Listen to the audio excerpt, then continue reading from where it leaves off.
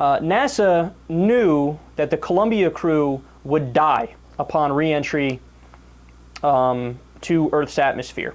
So I believe it was in 2003 that this happened, and there was some kind of technological malfunction or physical malfunction with the spaceship, and they knew that some vital pieces were missing. It would not survive re-entry.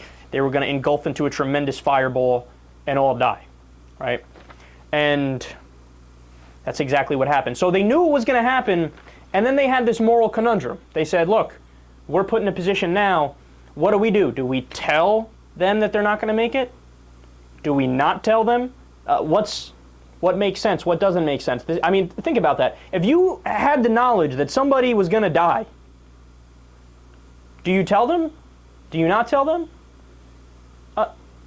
I mean, in this particular case, talking about coming back from space, I mean, honestly, look, this is just my opinion. Obviously, reasonable people can disagree with me on this, and we could debate it all night, right? But just from my own perspective, if it was me up there, I would not want to know.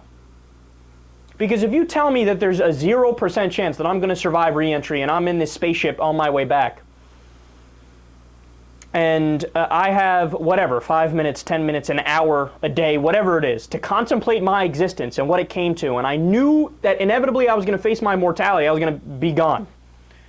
The type of psychological position that would put me in is one that I would rather be ignorant of the situation and not know it and perish than know it, overthink about it, put myself into a frenzy, a panic, an anxiety attack, whatever you want to call it. I just wouldn't be able to take it. I wouldn't be able to take it, right? So they decided to not tell them, and they ended up passing away. The only good argument I've heard to the contrary was, yeah, but what about their family? Wouldn't they want to say their last goodbyes to their family, people they love, their friends and stuff like that?